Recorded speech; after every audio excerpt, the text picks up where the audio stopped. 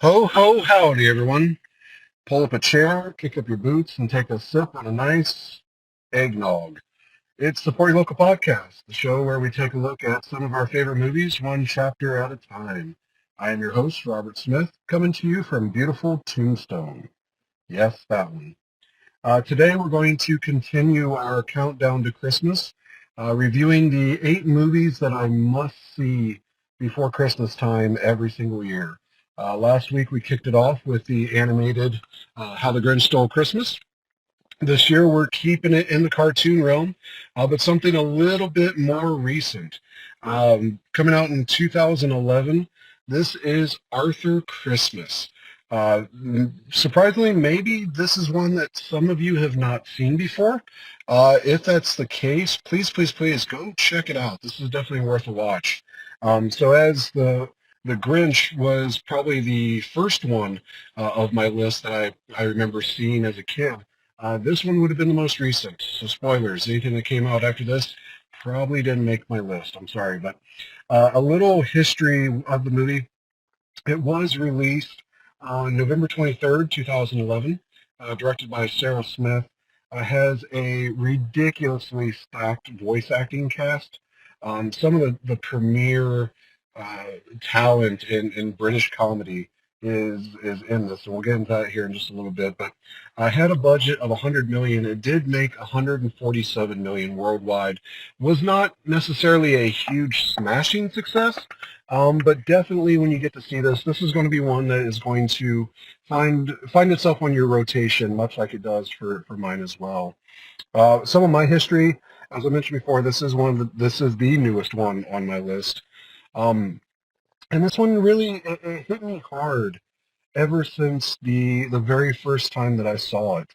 We'll get into this in a little bit in this episode, but um, some of these Christmas movies they get you right in the feels, and for whatever reason, this one got me right from the beginning. This is from the very first time to me just watching it last night, getting ready for this episode. It gets me every single time, and Jess, my wife, I actually have to give credit for discovering it. It was on Netflix or Amazon Prime. I'm not sure if she had heard about it. She had watched it. Her and the kids had loved it.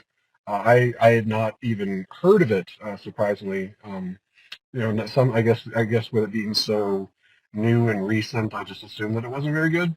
But sat down that night and watched it with her, and I don't know if I've ever looking back, if I've ever enjoyed watching any movie, any TV show as much as I enjoyed watching her watch it. So I laughed, I cried myself, but seeing her reaction to the movie, it's she's very enjoyable when she's enjoying something. So to see her laugh and to see her react to a joke and actually like have to catch her breath is always a special treat. Um, and it's become along with another movie that will be on our list. No spoilers here. You'll just have to keep listening as we get closer to Christmas. But it's one of the two that Jess and I will kind of put on a loop when we need something on in the background while we're wrapping our presents or we're decorating for Christmas or doing something. It's one of the ones that we'll sit there and literally watch continually throughout the Christmas season, and especially like Christmas Eve night. It's one of the ones that we will watch. Um, some of the best things about the movie, obviously the jokes. This has a really really great script. For an animated kids movie, I laughed far more than I probably should have at some of the stuff, and a bulk a bulk of the funniest stuff, and something that is probably Jess's favorite part of the movie is the oh man, holy crap, just the inappropriate comments by Grandpa Santa, Grand Santa, I guess is his character name. Um, you know, Personal favorite and one that gets her every time is Arthur saying, "But that's impossible," and Grand Santa replying, "They used to say that it was impossible to teach women to read." And oh. on the surface, it's inappropriate, but I mean, just to come from an older character of a different time, and on the surface, it seems inappropriate when you think about it. He's letting you know that nothing's impossible? Question mark. Um, but yeah, some of the comments by Grandpa is one of my favorites, and also the context kind of counterdicts that. The context of the movie that Mrs. Claus actually is running the show and makes everything go. Um, for whatever conflict there may be with Grand Santa and actual Santa and Steve over the power and the title. Behind the scenes, Mrs. Claus is the one that's making things happen. And it's just nice little touches and nice little comments and nice little lines that when you kind of pay attention to it, really brings that character to life. And I really do enjoy seeing that. It does it help in general. This movie kind of hits home a little bit. Um, I mentioned earlier one of my favorite parts of this also is the cast. Um, so check this out. We got James McAvoy playing Arthur. For those that know. For those that don't know, James McAvoy was the new Professor X in the recent X-Men movies. Very great actor. He's in a ton of things. Now that you know who he is, you'll see him and go, oh, okay, that guy. Um, but plays this Arthur character so great. Just this pure 100% unadulterated innocence and Christmas spirit in a character is something that will always get me, and I will always appreciate anybody that can bring that to life. Um, Jim Broadbent plays the now Santa, or the dad of Arthur and Steve. Jim Broadbent, professor in Harry Potter. I know him primarily from the movies with Simon Pegg and such. So he was the chief of police in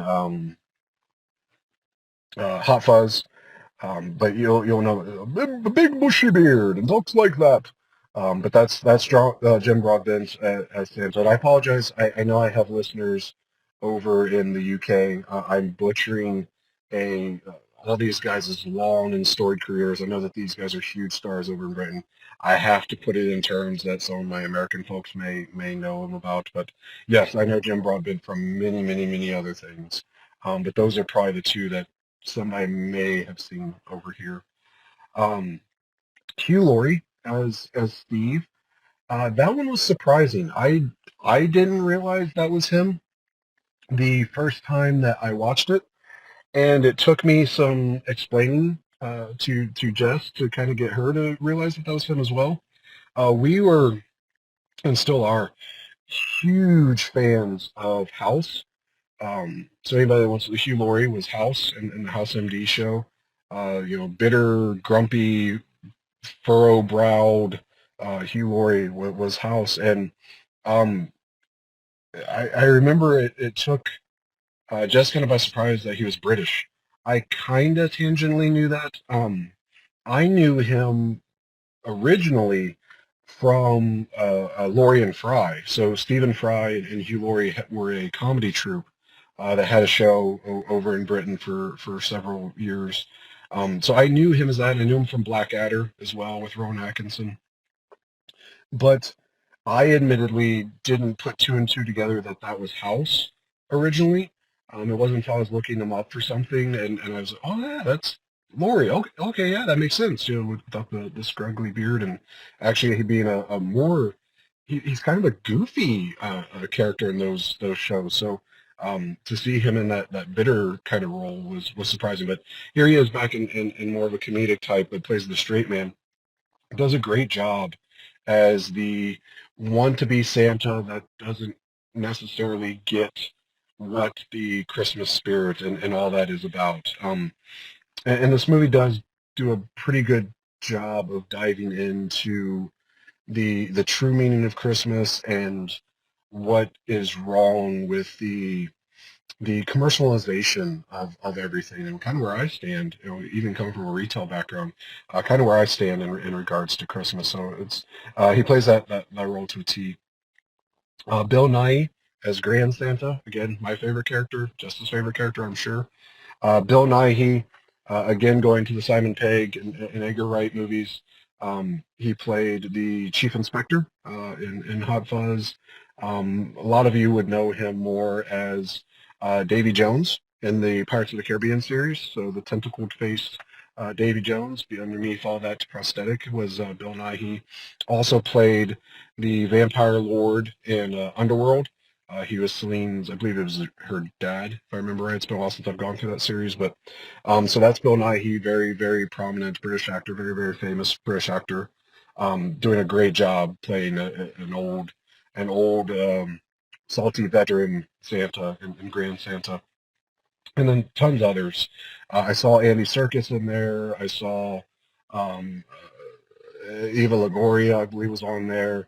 Um, Robert Coltrane Robert Coltrane, a couple other ones. If you name a British person, famous wise, they probably had some sort of voice in this movie. To be fair, as I said previously, I do have to go over some of the cons.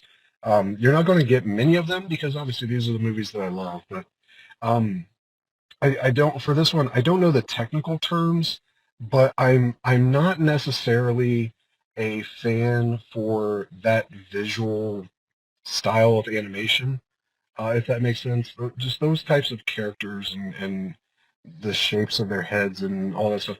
They're fine. They look great. They did an amazing job. I'm just personally not a fan of that style of animation. It's not bad, not even a little bit. Again, just not my favorite. And to tell you that's the only column that I can come up with, kind of tells you how great this movie is. Um, and then another section that I'll start to close off with that I meant to do in my previous one, but as I said before, I was sick. I don't know if you can tell in that episode. I tried hard to eliminate all of my coughs and my wheezing, gasping for breath, as I'm pretty sure I either had pneumonia or COVID again. But uh, what I tried to put in that episode, and I forgot about it by the time I got around to doing it, is I wanted to put, does this movie make me cry? Um, for those that have kind of been with me from the start, you know that this podcast is at at the root of it, um, something for me to kind of be cathartic about and get my thoughts and my emotions and everything else out there into the world. Um, I started this podcast for those of you that are just jumping on during this hiatus break. I started this podcast when my dad passed away last year, uh, 4 days before Christmas.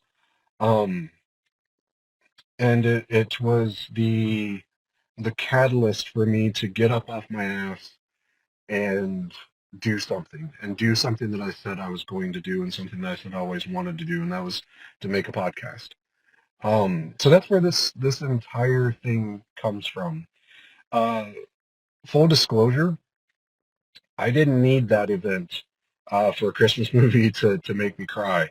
I'm a big softy at heart. Once you actually kind of get to know me and I let my guard down, I'm a big blubberhead. I'm a little bitch. I'll admit it. Um, so some of these Christmas movies they hit home for me, and they always have, even from a very young age.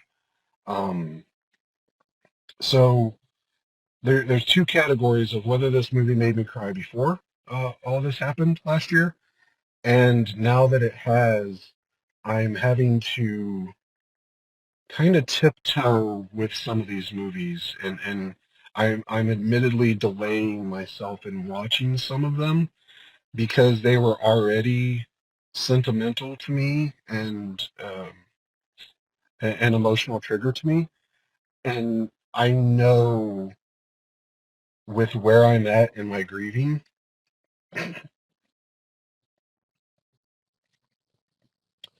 that they're going to be different this year. So,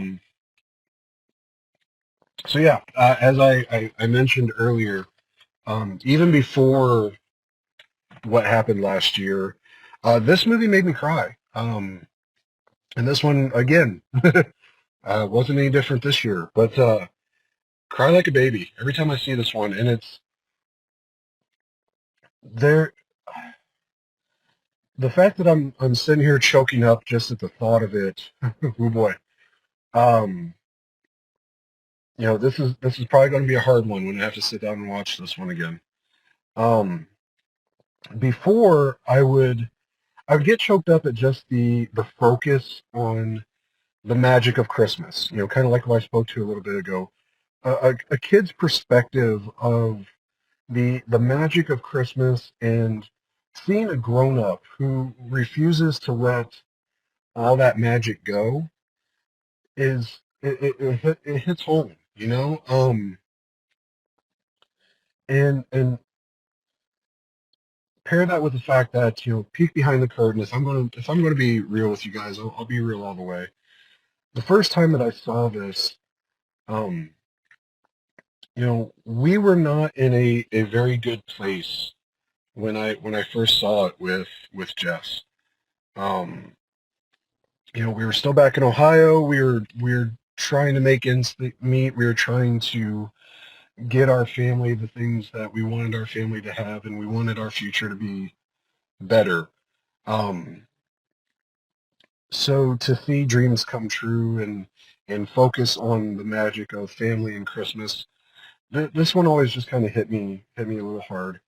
And that's me taking full responsibility for not putting the effort that I needed to into my mental health and my relationship with Jess. Like I'm not throwing stones at anybody. I'm just being real with you. Um, and I promise that I always will keep it real with you. But so this one, yeah, this one has always hit home with me, and it's not likely that it's going to continue, not continue to be a rough one at the end of the day. But I'm still going to watch it. I'm still going to love it because it's these types of movies. It's that type of response. It's seeing that type of magic that keeps the Christmas spirit alive in me, and I hope in a lot of you. Um, Hopefully you can't hear that train behind me. I'm currently sitting in a park, waiting to pick my son up from a birthday party he went to, and thought I'd throw this episode together real quick. So hopefully that train's not too loud in the background. I apologize if it is, but so we'll rewind for a second. We'll go back to How the Grinch Stole Christmas, the cartoon one. No, that one never made me cry. It didn't this time either. It's just too short. I think it doesn't get that deep into the stuff. I can watch that heart size grow three sizes in that day a million times. That one's not going to get to me, but this one, yeah, this is a good one. This is a good one. You watch with your family, you hug them, and you love on them, and you get ready for Christmas. But yeah, Arthur Christmas. It's the second one on our list. As I said last week, this is in no way a ranked order one. I'm just doing the 8 movies as they come to me and as I get the notes done on them. But I hope you have enjoyed this episode. I hope you continue to enjoy our hiatus episodes. I have some hopefully really big news finally coming up for the first of the year. But until then, folks, uh, please, please, please have a wonderful Christmas time. Get through Thanksgiving if you're not in the Christmas spirit just yet. Hold off until Black Friday, and then you can listen to a couple of these episodes in a row and get caught up with us for the next 4. Um, but yeah, until next week, when we go over yet another of my favorites. I love you guys. I appreciate your time as always. Please check us out on social media. We are Support Your Local Podcast on Facebook, Instagram, YouTube. If you have any questions, comments, feedback, concerns, anything like that, you can always hit us up in the comment section on those, or you can email me at SUPP, your local podcast at gmail.com. Please, if you haven't already, hit that subscribe button. Whatever podcatcher that you're listening to us on, hit your subscribe button on that. Make sure you don't miss out on any of our episodes, any of our updates. That's the quick and free and painless way that you can help support me in this podcast and help us grow to do bigger and better things. Again, it's absolutely free. Hey, give it to your friends as a Christmas gift. Just write my name down on a piece of paper and tell them, subscribe to this. Merry Christmas. Happy Hanukkah, happy holidays, happy Festivus, whatever it is that you're celebrating. But I'm rambling. I'm going to get out of here. Until we meet again, folks, again, I appreciate your time. But as always, please support your local podcast.